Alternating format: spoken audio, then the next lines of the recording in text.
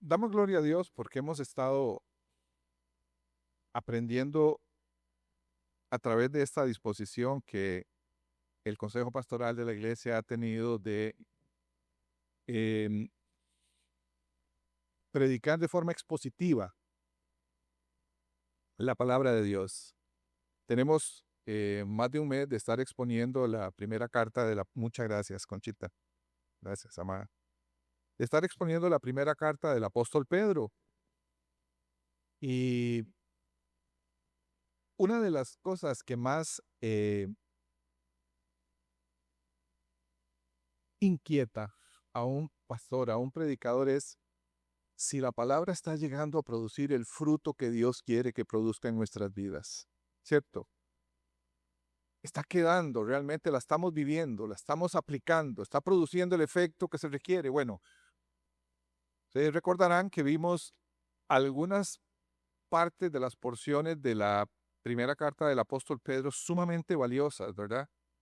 Vimos el tema de la elección que él toca, al igual que el apóstol Pablo. Lo vimos al principio de la exposición de la carta, donde él habla de esa tremenda predestinación. Tuvimos un tiempo donde lo vimos y sabemos que es un tema muy rico, pero muy complejo, porque para nosotros, nuestra mente finita, es muy difícil entender cómo fue que Dios nos predestinó habiéndonos conocido desde antes de existir. Pero ese es el Dios que tenemos, un Dios que nos conoce, que te conoció desde antes de existir, que ya sabía de tu vida y en base a ese preconocimiento, a esa presciencia, es que la Biblia afirma que Él nos predestinó para ser herederos de la salvación, aunque en ello está inmerso siempre o implícito la elección o la decisión de nosotros, de amarlo, de querer seguirlo realmente. Dios es el que despierta en nosotros la fe.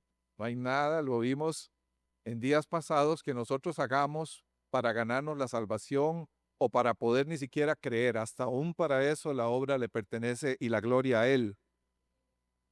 Pero lo maravilloso es que ya nos conocía desde antes. Lo vimos en la primera parte de la carta. Vimos también algunas facetas muy interesantes que tienen que ver con la conducta. ¿Se acuerda? Lo predicó el pastor Daniel acerca del comportamiento, el llamado que tiene que tener el creyente, en la que compartí yo hace como un mes. Vimos cómo tenemos que parecernos a Dios, como es un llamado, es una obligación de nosotros. Dice que tenemos que parecernos a nuestro Padre. No hay más para dónde coger. Si somos sus hijos, tenemos que parecernos a Él. Es un llamado que la Escritura hace, que debemos ser semejantes, parecidos a Él. Esa es la consigna de cualquier hijo, que se parezca a su Padre.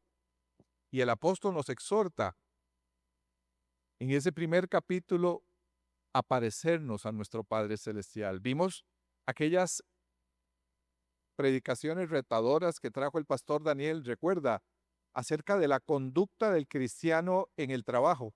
¿Lo recuerdan? Mm, En nuestra comunidad, en nuestro trabajo, cómo la Biblia nos exhorta a nosotros a actuar rectamente, a hacer las cosas bien, ¿verdad? Y a dar testimonio ante los no creyentes. Y en las últimas dos predicaciones vino la exposición acerca del testimonio en la casa, en el matrimonio. ¿Cuántos escucharon esas predicaciones? ¿Todos? ¿Verdad? Recuerdo que dijo Daniel, bueno, vamos a darle palo primero a los... No, primero habló de las esposas, después habló de los esposos. Me dice, ¿vos vas a venir para darte buen palo? Le digo, no, porque estamos de aniversario, mi esposa y yo vamos a salir ese fin de semana, que ese era feriado, ¿se acuerdan? El 15. Entonces salimos ahí a tener una celebración, aprovechar el fin de semana largo. Estábamos de 34 años de matrimonio. Y, pero la escuché. Entonces, para que no me regañaran, vine y le dije a mi esposa, negra, ya escuché la predicación del pastor Daniel del domingo pasado. Ya la escuché toda de arriba a abajo. Y entonces le digo, pues mira, ahí anda en el baño. Y entonces le digo, mira, este, haceme una calificación vos, a ver cómo salgo ahí en ese asunto, ¿verdad? Y me dicen, "Bueno, lo único que, sos maravilloso", me dice, "pero lo único que tengo que señalarte", me dice, "es que a veces no me pones atención". Me dice, "a veces no me pones atención". Le digo, "a veces te quiero decir algo", me dice, "y pasas allá a hacer algo", me dice, "y no me prestas toda tu atención en ocasiones, no siempre, ¿verdad?". Y entonces, oyendo la predicación de Daniel, vine y yo, entonces me acusé yo mismo, le dije, Negra, oí la predicación del pastor y realmente él sí toca el tema de que a veces, aunque estemos cansados después de un largo día de trabajo, por amor, ¿se acuerdan que lo dijo en la predicación del domingo pasado? Por amor nos sentamos y vemos a la esposa a los ojos, no al teléfono, a los ojos de ella, y tenemos esa obligación de escucharla. Le digo, entonces voy a mejorar en eso. Me propongo que voy a mejorar en eso. Entonces ayer llegó con un tilichero que fueron a comprar ahí a una tienda para el tema de la fiesta de Saquén de fin de año. Y entonces ella quería enseñarme todo y contarme todo. Entonces me senté ahí con toda paciencia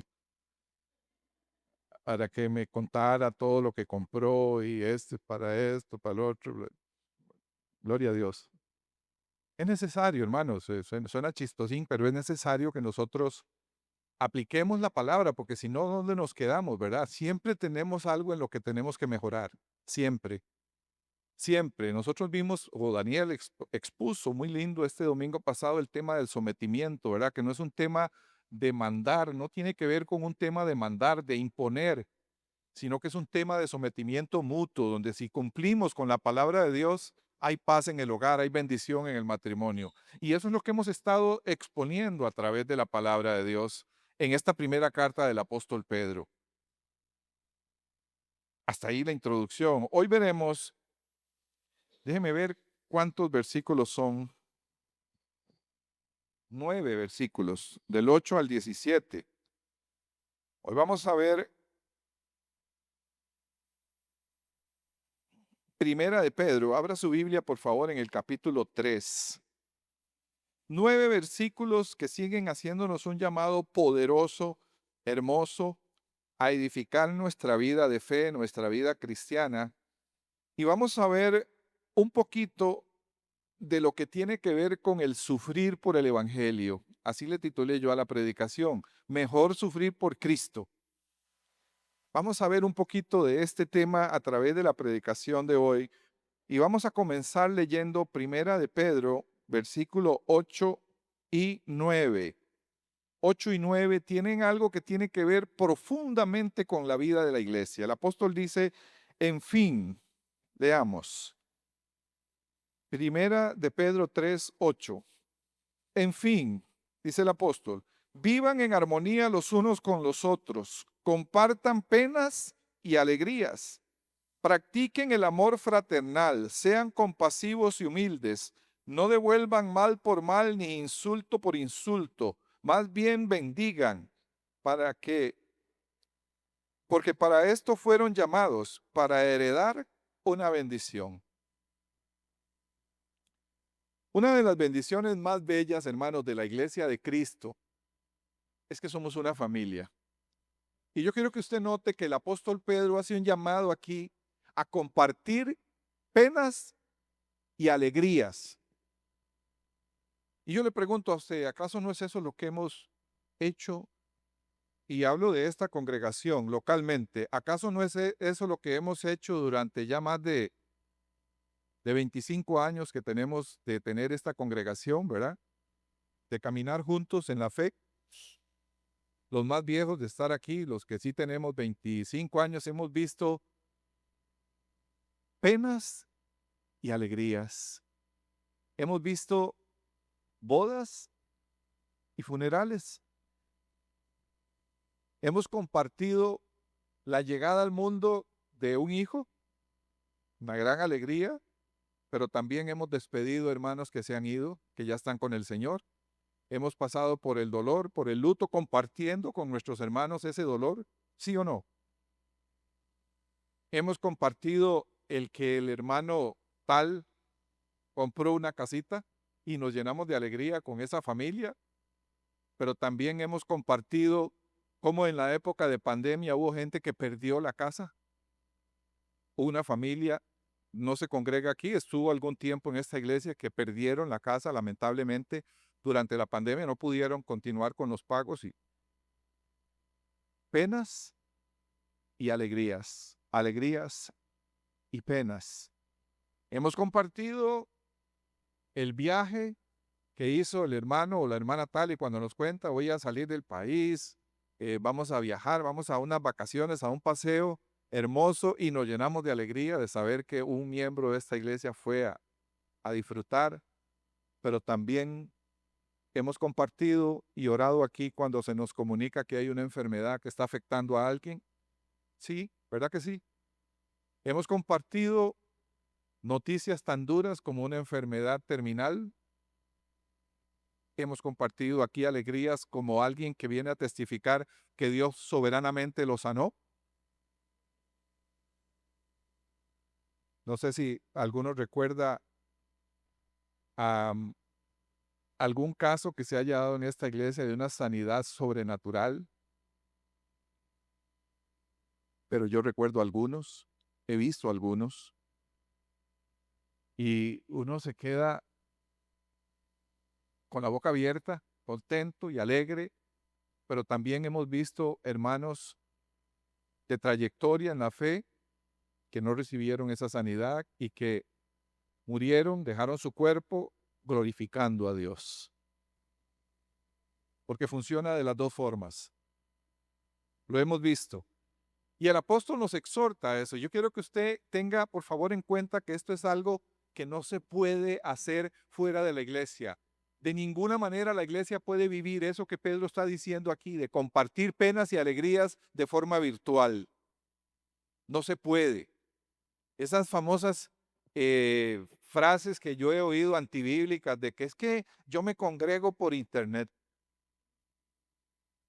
No, hermano, eso tiene que ser aquí, aquí en la familia de Dios, donde nos vemos la cara, donde nos conocemos, donde oramos los unos por los otros, donde nos apoyamos los unos a los otros, donde vivimos esa frase que aparece en la Biblia tantísimas veces, los unos a los otros.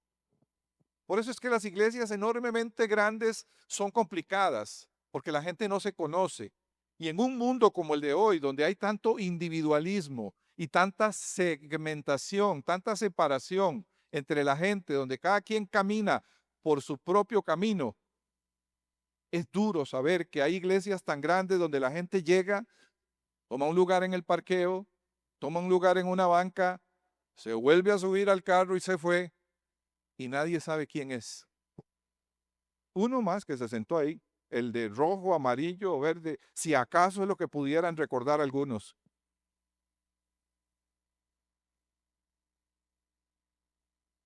Es lo único, pero no se conocen. Y ese no es el modelo, mi hermano, que nosotros encontramos en la Biblia, ni fue el modelo que Jesús enseñó. Él vivió con los suyos, compartió con ellos, comió con ellos, caminó con ellos, los conocía, conocía sus corazones, conocía sus vidas. Y ese es el llamado que Pedro nos está haciendo aquí. Dice, compartan, compartan alegrías y penas. Es un mandamiento de la palabra de Dios, es un llamado. Pero también él menciona algo que debería caracterizar la vida cristiana. Dice, no devuelvan mal por mal. Y eso sí que está duro, ¿verdad que sí?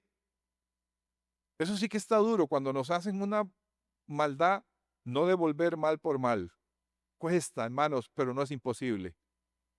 No es imposible. La carne inmediatamente va a querer reaccionar devolviendo el triple, ¿verdad?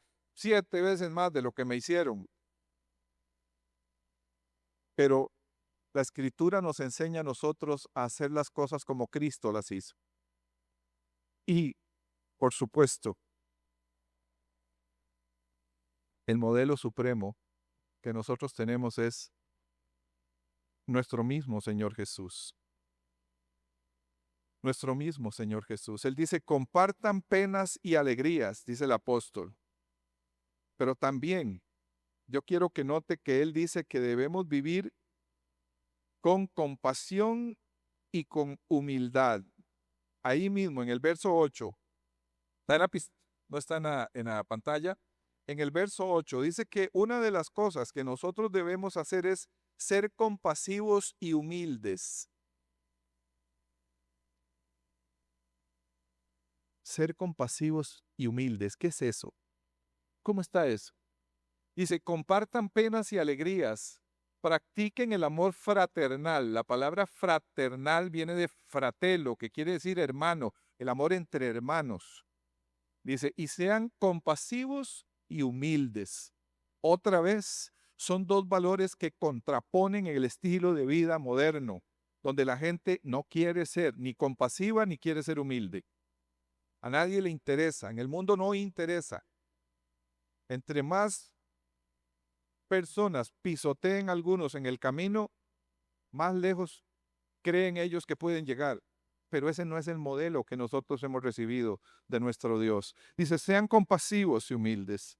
Y yo quiero que por favor echemos un vistazo a la vida de Jesús, que nos ayuda a entender en la práctica cómo es eso, porque está fácil decirlo, pero veámoslo en la vida personal de nuestro precioso Salvador y Rey Jesucristo. Mateo 9:36. Jesús manifestó siempre compasión y humildad en su vida y en su ministerio en la tierra. Él manifestó la humildad y el servicio, la compasión por la gente a un nivel que podríamos decir que es el nivel perfecto, el modelo perfecto para nosotros seguir sus pasos. Mateo 9:36 dice, y al ver las multitudes, tuvo compasión de ellas, porque estaban desamparadas y dispersas como ovejas que no tienen pastor.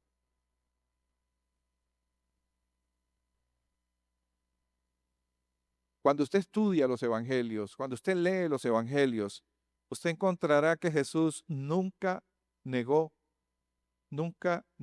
su ayuda a nadie. Cuando fue llamado para ministrar, para sanar, para predicar, para enseñar, él se cansaba como cualquiera de nosotros. Tenía un cuerpo humano, 100% Dios, pero 100% hombre también. Él se cansaba, pero derramó su sudor, su cansancio, su vida. No sé si pueden imaginarlo aquel día en aquel caluroso lugar en el monte de Samaria, donde dice que estaba sentado junto al pozo de Jacob y llegó la mujer samaritana y dice que Jesús, cansado del camino, se sentó mientras los discípulos fueron a buscar algo de comer. Llegó la mujer samaritana. Él pudo haberse acostado a dormir un ratito, pero continuó adelante con su ministerio, siguió adelante y le trajo a esa mujer el evangelio de la salvación, por medio del cual creyó ella y creyeron muchos samaritanos también. Pero quiero que note el modelo de él. Nunca, Jesús nunca dijo, bueno, ya, estoy muy cansado, cierren la puerta, aquí no me entra más nadie. Nunca lo vas a ver eh, diciéndole a los discípulos, a ver, Pedro, Jacobo, Juan, ustedes van a ser mis guardaespaldas. Ustedes me van a cargar la Biblia y me van a llevar alzado. Me imagino que les da risa porque es algo de lo que hemos visto, lamentablemente hoy, en algunos que se llaman siervos de ese Cristo. Unas actitudes a veces donde la humildad está lejos de manifestarse en sus vidas. Pero aquí tenemos al Rey de Reyes, al Salvador, al Dios del universo, tomando una actitud de servicio en todo momento. Note que estoy enfocándome primeramente en el servicio, pero también fue la marca de su vida la humildad. Él no tenía dónde recostar su cabeza. Lejos de entrar al templo en un caballo blanco con una corona de oro, que sí lo va a hacer, Allá en Apocalipsis se describe, en su segunda venida va a ser, pero en aquella ocasión, cuando Él vino en su primera venida, entró en un burrito. Y lo que pusieron fueron mantos y palmas en el camino. No entró como entraban los grandes conquistadores y los grandes reyes de la época. Le repito, lo va a hacer. Y el mundo va a temblar cuando eso suceda. La Biblia dice que aún los poderosos y los grandes de la tierra pedirán a las montañas que caigan sobre ellos, no nosotros. A nosotros Él nos dice, cuando vean esto, erguíos, porque vuestra redención está cerca. Nosotros levantaremos el rostro. El mundo es el que va a clamar como mujer con dolores de parto, pidiendo que las montañas caigan sobre ellos, no nosotros. Pero volvamos a hace 2000 años, que fue llamado el siervo de Dios, el siervo sufriente, aquel de quien Isaías dice, no apagará el pabilo que humeare, ni la caña quebrará. No contenderá ni alzará la voz. El único momento donde usted lo ve a él molesto, enojado y caracterizado seriamente fue cuando su padre fue ofendido. Fue cuando tuvo que reprender a los que estaban en el templo y habían convertido la casa de Dios en una cueva de ladrones. Ahí usted lo ve enojado, volcando mesas y echando fuera todo aquello. Pero en todo momento usted va a encontrar en él esa actitud de humildad, de servicio y de profunda humildad. Usted lo va a encontrar a él en aquella comida, en aquella cena que él hizo con los discípulos, tomar una toalla y ceñirse y lavar los pies de sus discípulos. Y cuando él hace eso, él les dice,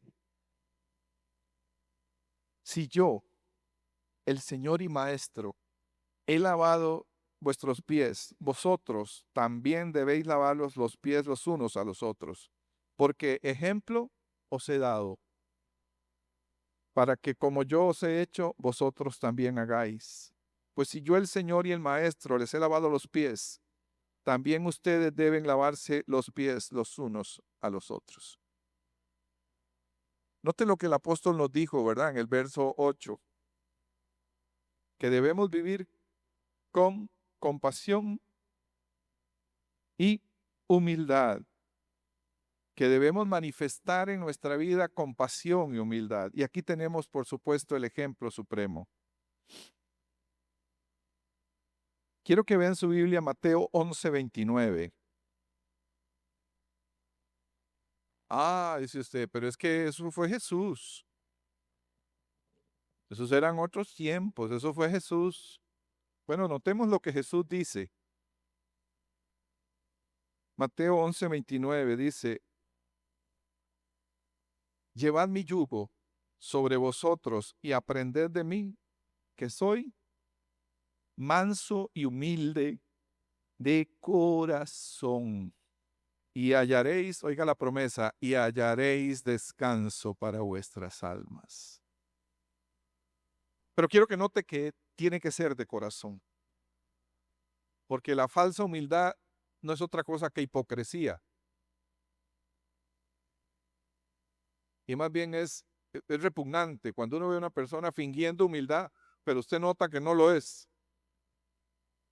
Y una vez alguien mencionó, creo que yo lo dije en una ocasión, la humildad es una virtud maravillosa que nunca puede ser pregonada por el humilde, sino por los que lo rodean, porque en el momento en que una persona dice que es humilde, dejó de serlo.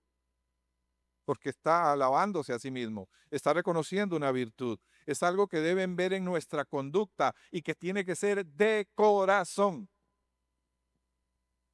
Que lo que Dios nos ha dado, que el servicio que nos permite hacer, nunca jamás sea en nosotros un motivo para envanecernos y dejar de lado la humildad que nos enseñó el dueño del universo, el rey del universo, aquel que todo lo ha creado, aquel que hoy está sentado a la diestra de Dios en las alturas.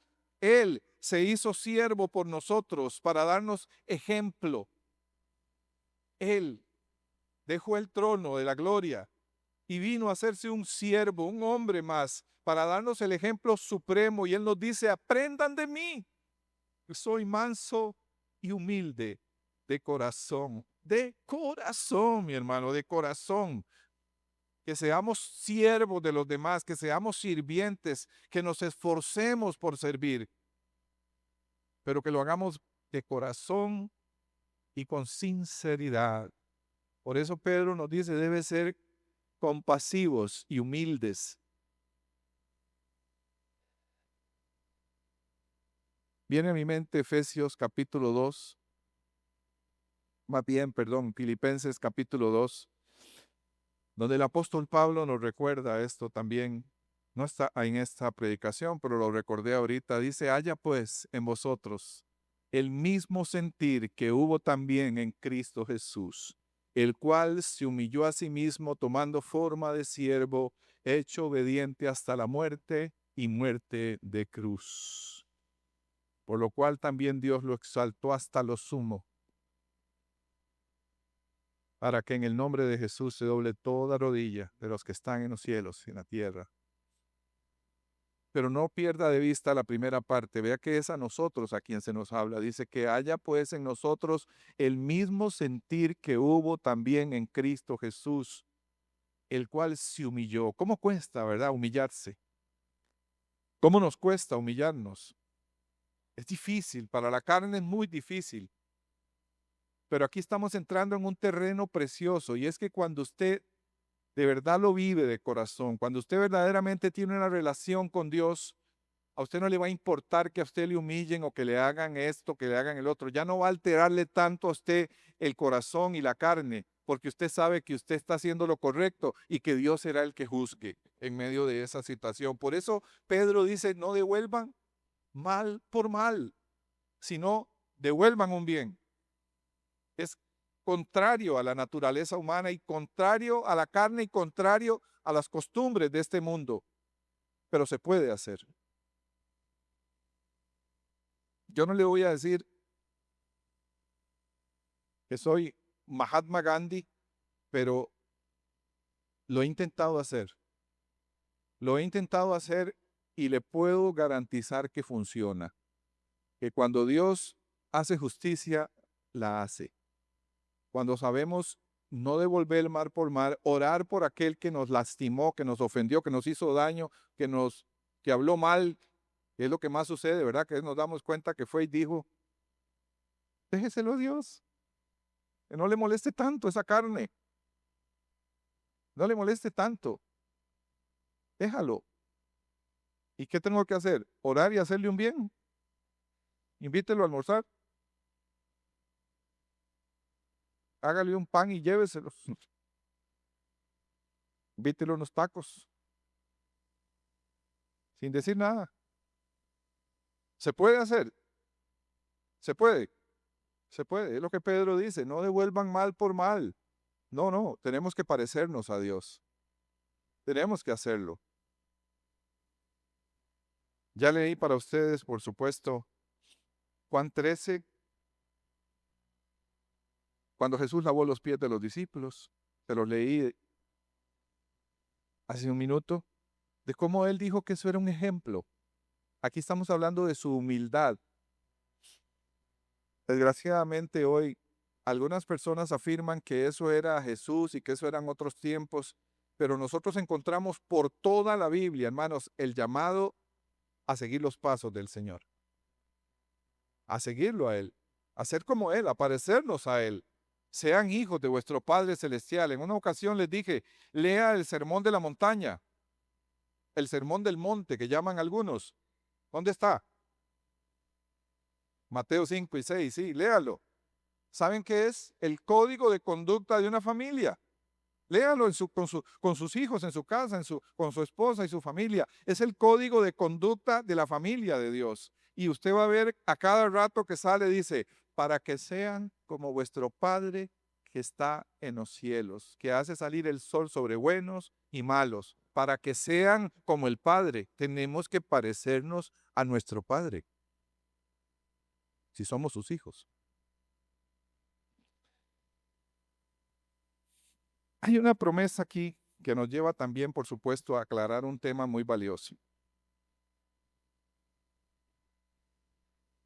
Aplicar ese tipo de cosas, vivir de esa manera, dejando la venganza en manos de Dios, la retribución, no devolviendo mal por mal, ser misericordioso y compasivo y humilde, va a traer algo que forma parte de una promesa que está en este texto. Quiero que lo lea conmigo. En el verso 10, siempre primera de Pedro 3, verso 10, que son los 9 versículos texto de esta predicación. Verso 10 dice, en efecto, el que quiera amar la vida y gozar de días felices, ¿quién quiere eso? Gozar de días felices. No, dice, que refrene su lengua de hablar el mal y sus labios de proferir engaños, que se aparte del mal y haga el bien, que busque la paz y la siga. Y vea lo que dice el verso 12, porque los ojos del Señor están sobre los justos y sus oídos atentos a sus oraciones. Qué linda promesa. Pero el rostro del Señor está contra los que hacen el mal. Entonces note por favor la clave. Hay una clave hermosa aquí. ¿Para qué? Para que los ojos de Dios estén sobre ti y sus oídos, dice, atentos a tus oraciones. Obedezca lo que le está pidiendo el Señor, lo que acabamos de hablar. Practíquelo o practiquémoslo, vivámoslo. Incluyo yo ahí también. Practiquémoslo. ¿Qué cosa? Pedro nos dice aquí, deje de hablar engaño. No, no debería ser. No, yo no veo eso realmente en un cristiano que esté mintiendo, ¿verdad? Esa vida tiene que haberse quedado atrás. La vida de estar mintiéndole a los demás. ¿Conocen gente mentirosa? Sí, ¿verdad? Uh, bueno, no, eso yo no lo puedo dimensionar en la vida cristiana. Nosotros tenemos que hablar la verdad, aunque nos caiga encima, pero tenemos que hacerlo, ¿verdad? Y Pedro dice aquí, refrene su lengua del mal y sus labios de proferir engaños. Apártese del mal, haga el bien, busque la paz y sígala. Es un asunto de buscar la paz de Dios, buscar la paz que está en la obediencia a los mandamientos, a la palabra de Dios. Dice, y sígala. Entonces, dice, los ojos del Señor estarán, dice, sobre los justos y sus oídos atentos a sus oraciones. Usted sabrá que hizo lo correcto, que usted no devolvió mal por mal, que usted encomendó a Dios y cuando usted se da cuenta, se cumple lo que dice el Salmo 37. Dice, de aquí a poco mirarás a donde estaba el impío y no estará más. Ya no estará ahí. Se cumplirá lo que dice el Salmo 23. Dice que Él adereza mesa delante de ti en presencia de tus angustiadores. Unge tu cabeza con aceite y hace que tu copa esté rebosando. Pero tienes que obedecer. Tenemos que hacer como Él hizo. Él no se vengó. Él no devolvió mal por mal. Él encomendó a su Padre Celestial toda la justicia. Y eso es lo que nosotros tenemos que hacer. Insisto, cuesta, pero no es imposible. No es imposible porque cuando usted está a cuentas con Dios, usted sabe perfectamente que usted está haciendo lo correcto, usted puede dormir a pierna suelta, aunque le estén lanzando el mundo entero encima en persecución y en daño. Puede dormir tranquilo, que Dios va a juzgar, porque no hay absolutamente nada que pase en tu vida que Dios no tenga el control y permita. No hay nada, nada. Absolutamente nada. ¿Qué promesa? La pregunta es, ¿lo estamos haciendo? Piense un momento. ¿Cuándo fue la última vez que usted le tocó devolver un mal con un bien? ¿Mm? ¿Cuándo fue la última vez? No, le tocó devolver alguien que le hizo mal, devolverle un bien. ¿Cuándo fue la última vez que usted pidió perdón o se disculpó? Piense.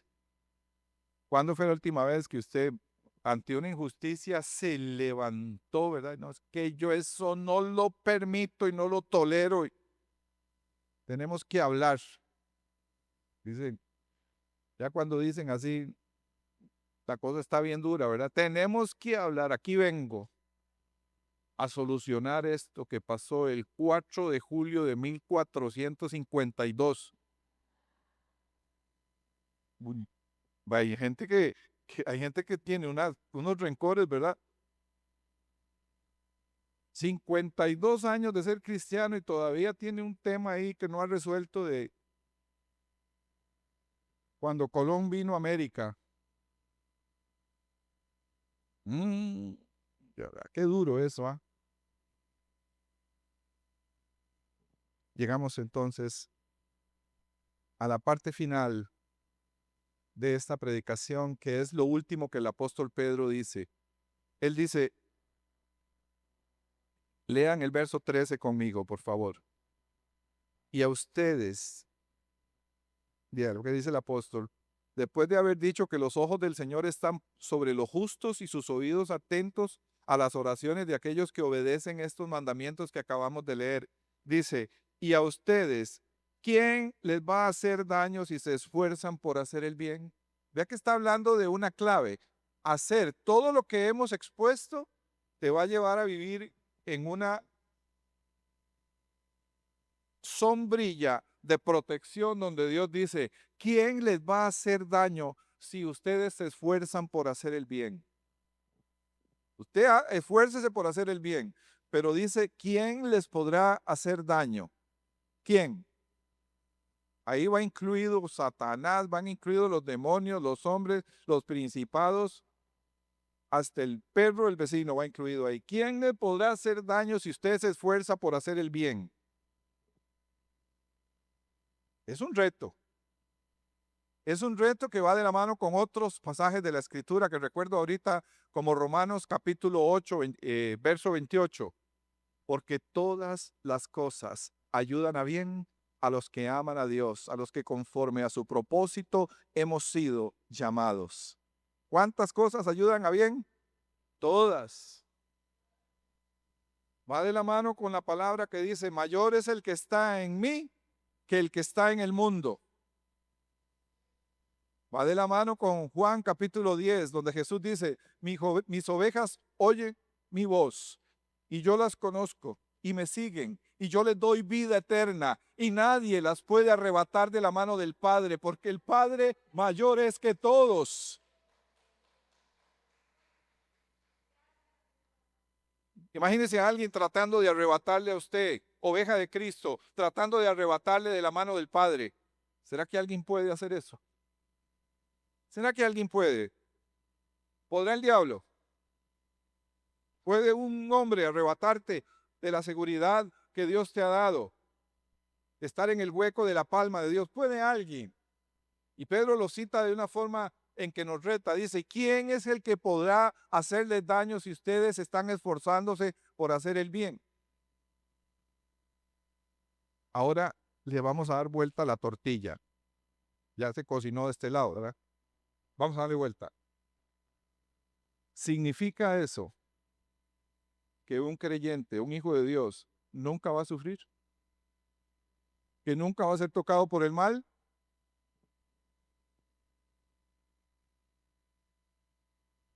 Tenemos que contestarlo.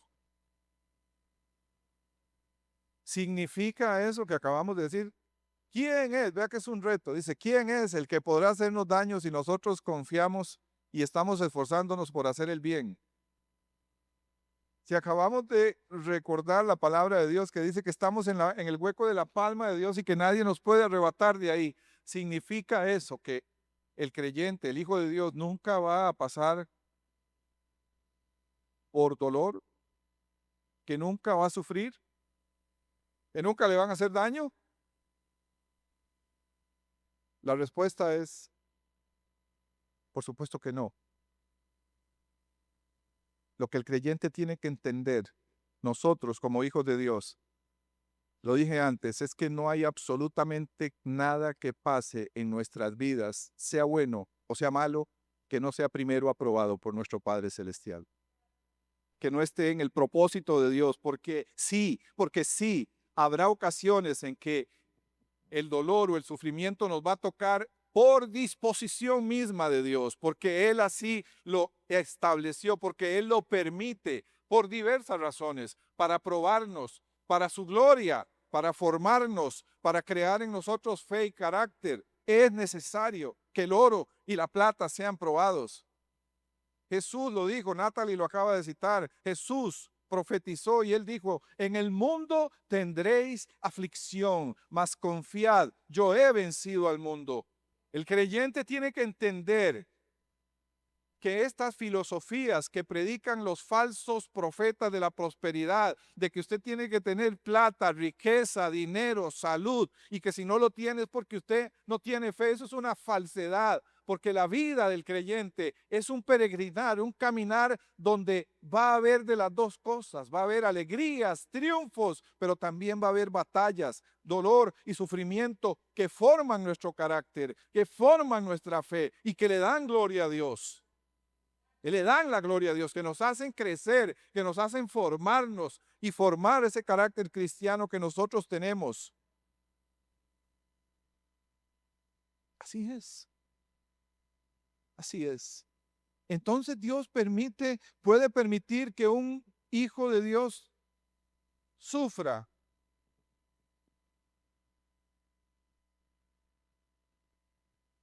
¿Y será que lo está castigando por algo malo que hizo? ¿O será que Dios, y si hace todo lo correcto, es una persona ungida y buena, entonces no le va a pasar nunca nada malo? Échale un ojito a Esteban. ¿Se acuerdan de Esteban? Lleno del Espíritu Santo, lleno del Espíritu Santo, un hombre lleno de Dios. Uno de los grandes testimonios del Nuevo Testamento de la iglesia naciente, y Dios permitió que lo mataran a pedradas, lapidado delante de él, y él muere diciendo, veo los cielos abiertos y a Cristo sentado a la diestra de Dios.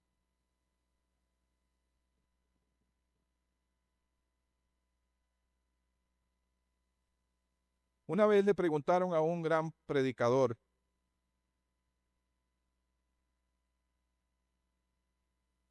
¿es posible que una persona buena sufra?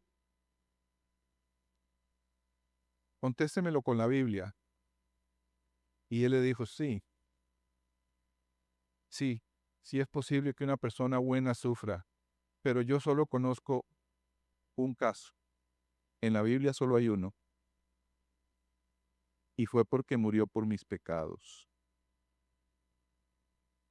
Solo hay uno bueno, que sufrió, siendo bueno, sufrió el peor de los castigos. Solo hay uno. Después de él, mis hermanos, no hay ninguno de nosotros que pueda venir a decirle a Dios, es que yo no tengo por qué sufrir, o a mí no tiene por qué pasarme esto. No, más bien somos llamados a darle gloria a Dios, como hizo Esteban. Yo quiero que lea conmigo, por favor, el verso 14 y 15 que conforman el final de esta predicación. Parece un reto contradictorio, pero vea lo que dice el apóstol Pedro. Dichosos si sufren a causa de la justicia. No teman lo que ellos temen ni se dejen asustar. Más bien honren en su corazón a Cristo como Señor. ¿Fue eso lo que hizo Esteban? ¿Fue eso lo que hizo Jesús? ¿Fue lo que hizo el apóstol Pablo? ¿Fue lo que hizo Pedro y Juan? Fue lo que hicieron los discípulos y fue lo que hicieron los cristianos del primer siglo cuando fueron echados al foso a los leones en la arena para morir desgarrados y comidos por animales. Fue lo que hicieron y lo que han hecho tantos cristianos que siguen sufriendo, encarcelados, llevando vidas a veces que nosotros ni imaginamos que han podido vivir. Hace algún tiempo llegó a mis manos un libro que se llama torturado por Cristo. Lo escribe un hombre que fue convertido del judaísmo al cristianismo. Él era judío y le presentaron a Cristo en aquellos años de la cortina de hierro en Rumanía, cuando Rumanía fue convertida en un país comunista. Los comunistas de la entonces Unión Soviética, estamos hablando de más de 20 años, 25 años, fueron sumamente crueles con los cristianos de aquel país. Los atacaron de frente y los encarcelaron. Este pastor se convirtió a Cristo de todo corazón, y él y su esposa se dedicaron a trabajar duro en la iglesia de Cristo en Rumanía, entregando sus vidas literalmente, y por causa del testimonio del evangelio, él pasó 14 años en una cárcel en Rumanía siendo torturado durante los 14 años.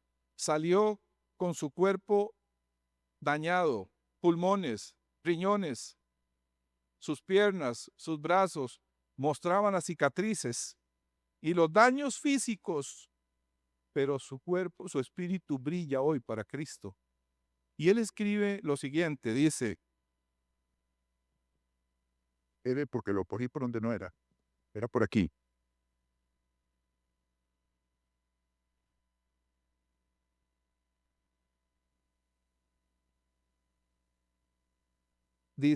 voy a leer solo un párrafo de este libro en honor a este querido pastor, de lo que significa sufrir para Cristo. A veces nosotros creemos que sufrir es que nos digan pandereta y que se burlen de nosotros, ¿verdad? Él dice: se nos engrillaban las muñecas con esposas cuya cara inferior tenía puntas agudas. Si nos manteníamos totalmente quietos, las puntas no nos herían, pero al tiritar de frío en aquellas heladas celdas, nuestras muñecas eran destrozadas por los clavos. Los cristianos eran colgados de los pies y golpeados en forma tan salvaje que sus cuerpos cimbraban en el aire a causa de los golpes. Se introducía a los cristianos en celdas refrigeradas, tan tremendamente heladas que el hielo cubría las paredes. Yo mismo fui lanzado casi desnudo en una de ellas. Los doctores de la cárcel nos observaban a través de una mirilla para avisar a los guardas ante los primeros síntomas de congelamiento. Entonces nos sacaban para revivirnos mediante el calor. Tan pronto como dábamos señales de recuperación, nos metían nuevamente en la celda. Nos deshelaban para luego prácticamente congelarnos hasta que estábamos casi al borde de la muerte. Y este proceso se repetía una y otra vez. Aún en la actualidad, dice él, no puedo abrir el refrigerador sin estremecerme. Los cristianos éramos puestos en celdas, en cajas de madera, solo un poco más grandes que nuestros cuerpos. Esto nos dejaba sin espacio para movernos. Docenas de clavos agudos traspasaban las cajas por todos lados. Mientras permanecíamos de pie y sin movernos, no pasaba nada. Si la fatiga nos vencía al buscar apoyo, nuestros cuerpos eran perforados por aquellas púas. Si nos movíamos o si nos temblaba un músculo, allí estaban aquellos horribles clavos. Relata él el caso de un hombre cristiano que fue llevado y al que se le pidió que denunciara al resto de los cristianos que estaban afuera, que dieran nombres, y él se resistió. Lo torturaron horriblemente, dice él, y el pobre hombre, dice, lo castigaron tanto hasta que finalmente, como él no habló, trajeron a su hijo y le dijeron: si usted no nos da lo que queremos saber o nos dice, mataremos a su hijo delante de usted. Dice que él vio cómo empezaron a golpear a su hijo y finalmente dijo: no puedo soportarlo más. Alejandro, tengo que decirles lo que quieren. Papá, le dijo el hijo, no cometas la injusticia conmigo de tener por padre a un traidor. Yo creo que eso es fe. ¿Usted qué cree? Papá, le dice, no, no me hagas eso, le dice. No me conviertas en el hijo de un traidor. Dice el pastor Wurmbrand que, bueno, lo golpearon de tal manera que lo partieron en pedazos y la sangre pringó las paredes de la celda hasta que lo asesinaron. delante de su propio Padre. Yo le digo a usted, a veces nosotros nos quejamos de sufrimiento. Solo quise darle una pincelada de este libro. Hay cosas horribles ahí que él describe, pero también describe cómo ellos oraban por los comunistas, cómo él se dedicó posteriormente o cómo Dios usó eso y lo levantó y desarrolló cuando él salió de la cárcel un ministerio para llevarle salvación a los ateos, a los no creyentes, especialmente a los soldados que los trataron como los trataron durante esos años de encarcelamiento. Y déjeme decirle que ese ministerio fructificó. Mucha gente se convirtió a Cristo. Gente que fue adoctrinada y enseñada en una filosofía atea de destruir a los demás. Llegaron a los pies de Cristo a través de estos hombres y mujeres de Dios, de esta gente que dio su vida literalmente por la obra de Dios. Pedro dice aquí que mejor es que nosotros suframos por la justicia que por la injusticia. Parece contradictorio, pero es fácil de entenderlo.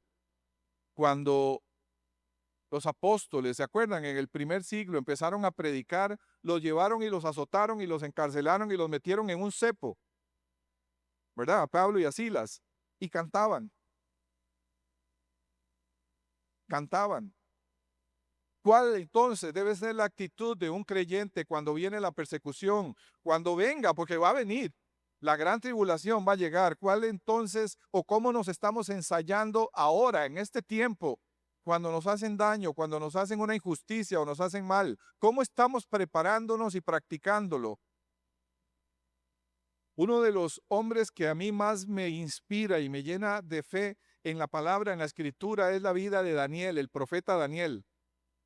Dice la escritura que en una ocasión los compañeros de él, los que eran compañeros de trabajo, los compañeros de brete, oiga, los de la chamba, decidieron destruirlo y no encontraron en él ningún defecto, ninguna cosa mala. Entonces dijeron, tenemos que buscar algo relacionado con su religión. Ese es un pandereta y por ahí tenemos que llegarle. Se fueron donde el rey, Nabucodonosor, y le dijeron, nos ha parecido bien a todos nosotros que para que tú afirmes tu autoridad y bla, bla, bla, le pasaron toda la brocha al rey, ¿verdad? ¿Se acuerdan? Y dice la Biblia que le dijeron, que nadie pida nada a ningún dios o rey o nadie que no sea a ti durante 30 días. ¿Saben qué hizo Daniel cuando se enteró que el edicto había sido firmado? Dice que se fue a su casa y abrió las ventanas más todavía. Y dice que se arrodillaba 3 veces al día y daba gloria a Dios. Rogaba y oraba y adoraba a Dios 3 veces al día como lo hacía siempre. Ahora vea que dice como lo hacía siempre. No fue que empezó a hacerlo ahí. Era su costumbre y él nunca negoció eso. Su adoración y su fidelidad a Dios nunca la negoció. Y no vas a encontrar, escudriñe, escarbe a ver si usted encuentra en algún momento alguna queja o alguna palabra donde Daniel se esté refiriendo a lo que él estaba pasando. No hay, no la vas a encontrar. Usted no va a encontrar ahí ninguna queja ni ninguna oración, Señor, ayúdeme aquí, allá. Él sabía la relación que él tenía con Dios. Él sabía que si se lo tenían que comer los dioses, pues que se lo comieran. Pero él sabía la relación que él tenía con Dios. La calidad de hombre, la calidad de relación que él tenía con Dios era tal que él no perdió tiempo en orar ahí, Señor. Mándeme unos leones con la panza bien llena, Señor, que no. Nada, no, usted no va a encontrar ninguna oración ahí de ese tipo. Y por supuesto usted sabe lo que sucedió. Dios lo libró de una manera tan portentosa que Daniel salió del foso, el rey terminó dándole gloria a Dios y sus enemigos terminaron convertidos en canapés para león. Todos ellos, dice, lamentablemente sus esposas y sus hijos también fueron devorados por los leones. El rey se enojó tanto de que le hubieran hecho esa chanchada que le hicieron, ¿verdad?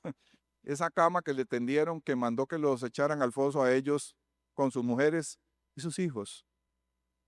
Pero entonces, otra vez, por favor, hermanos, lleguemos a la conclusión de esta parte. Pedro dice que no hay nada que pueda hacerte mal si estás esforzándote por hacer el bien. Pero hemos dicho que eso no significa que no vayamos a sufrir. o que Dios siempre nos va a sanar, o que Dios siempre tiene la obligación de librarnos. Puede ser que no sea así. Lo que yo sí te puedo asegurar, conforme a la palabra de Dios, es que no hay absolutamente nada que haya pasado, que esté pasando en tu vida y en la mía, o que vaya a pasar, que no esté en el absoluto y soberano control de Dios. Estamos en las manos de Él. De Él. Me gusta mucho como el pastor Miguel Núñez decía un día de estos, en una respuesta a una pregunta sobre este tema. Hay gente que anda por ahí, dizque arrebatándole al diablo a los hijos y a la familia. Mi familia no está en manos del diablo, está en manos de Dios. El soberano de mi vida es Dios, no es el diablo. El diablo fue derrotado en la cruz. Sigue vivo, sigue activo y sigue ejerciendo su influencia de pecado a través del creyente. Es el creyente el que le da permiso a través del pecado. Somos nosotros los que podemos permitirle que toque nuestras vidas. No es algo que Él pueda hacer de una forma deliberada y libre, de ninguna manera. No. La promesa que nosotros vemos aquí reflejada en las palabras del apóstol Pedro, cuando él dice, no habrá ni hay nada que a nosotros nos pueda hacer mal si nos empeñamos en hacer el bien. Tiene que ver con el cuidado precioso de nuestras vidas en las manos de Dios, de donde Él puede soberanamente permitir que pase lo que le pasó a Daniel, permitir que pase lo que le pasó a Esteban. Los dos casos les puse hoy. Uno fue librado de los leones, ni un rasguño. Sus compañeros fueron librados de un horno de fuego donde salieron, que dice, ni olor a humo tenían. Y los que los echaron cayeron muertos con solo acercarse al horno. En este caso Dios libró. En este caso el soberano Dios del universo libró las vidas de sus hijos. Pero en el caso de Esteban no fue así. En el caso de Esteban, Dios fue glorificado a través de la muerte de su siervo. Lo mataron a pedradas. Murió lapidado delante de Dios por el terrible delito de ser un ungido de Dios, de un hombre lleno del Espíritu Santo, porque así es la soberanía de nuestro Dios, porque así funciona la relación que nosotros tenemos con Dios. Lo que yo sí te puedo asegurar es que nuestras vidas están escondidas en la mano de Dios. Insisto, están allí. Y mejor, como dice, es título de esta predicación, lo que dice el apóstol Pedro, mejor es sufrir por la justicia que por la maldad, que por lo malo. Y entonces entendemos lo que él está diciendo al cierre de estos 9 versículos. Dichosos. Dichosos cuando ustedes sufran por el Evangelio, dichosos cuando sufran por Cristo, dichosos cuando sufran por la justicia. Siéntanse dichosos si así Dios lo quiere, porque Él dice, si así Dios lo quiere. Si así Dios lo quiere. Lo permitió en Job.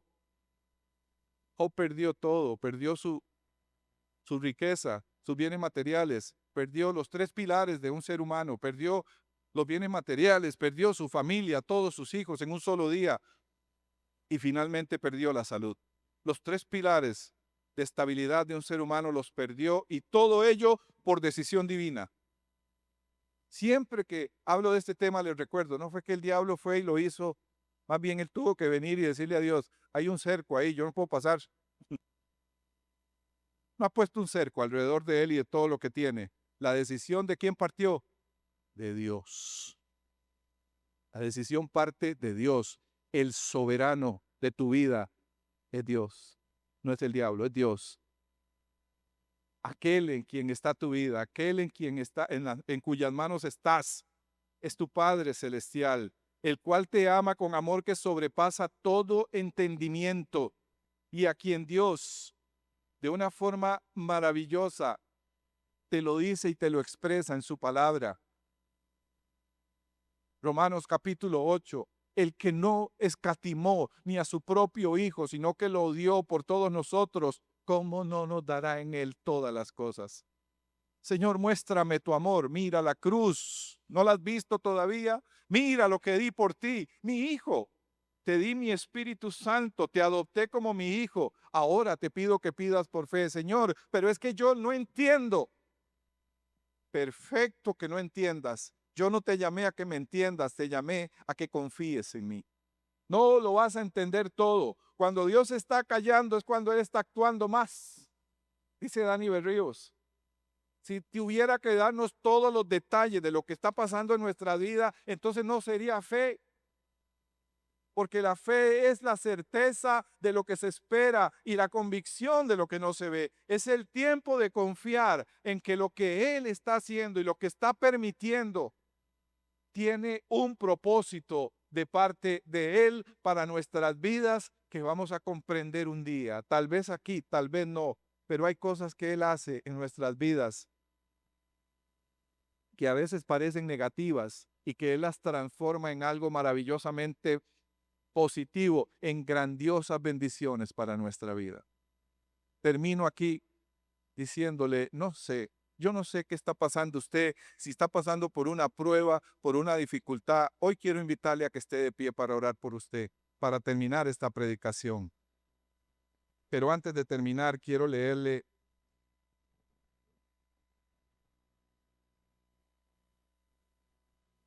la última parte de lo que el apóstol Pedro nos dice en estos 9 versículos.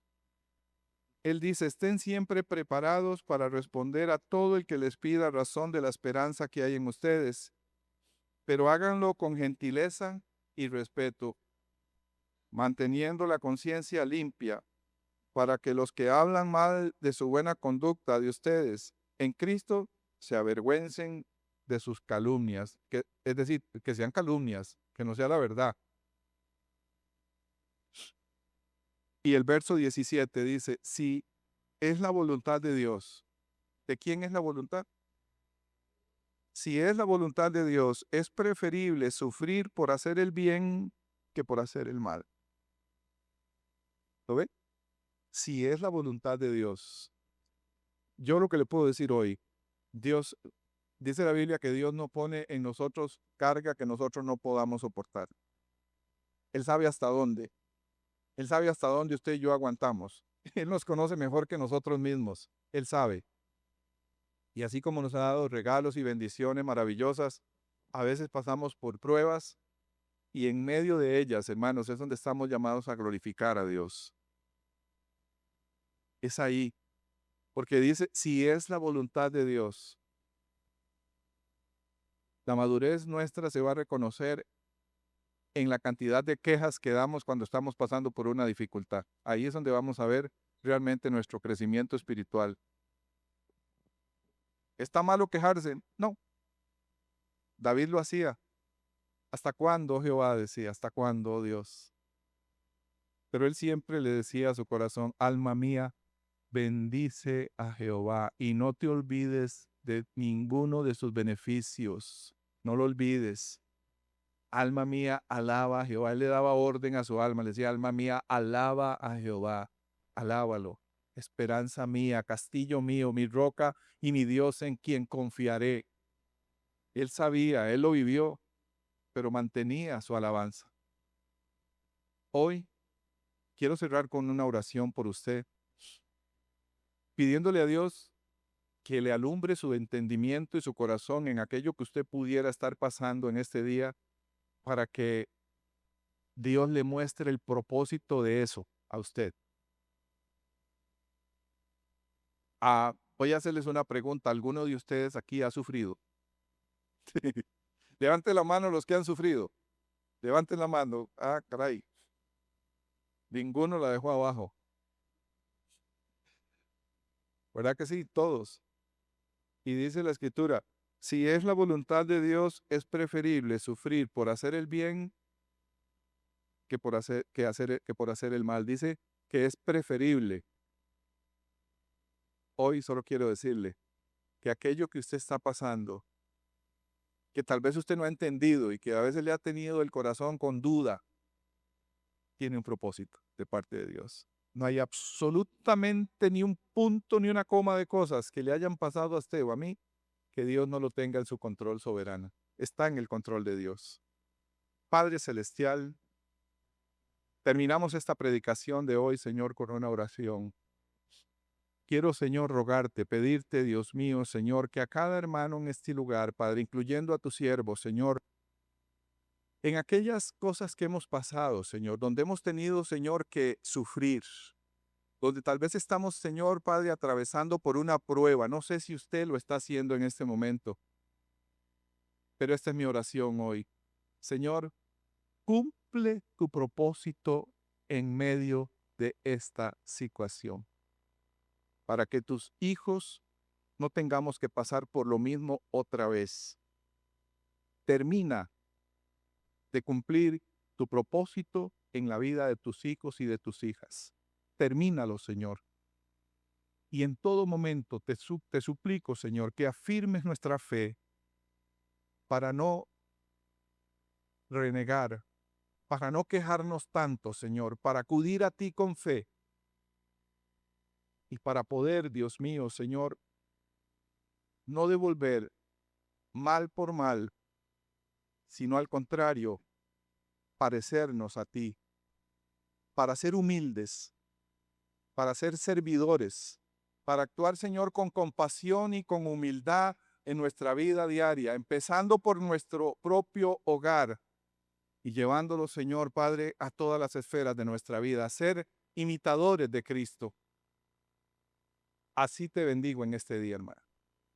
Lo que estás pasando hoy tiene un final, te lo digo hoy. Lo que estás pasando tiene un final.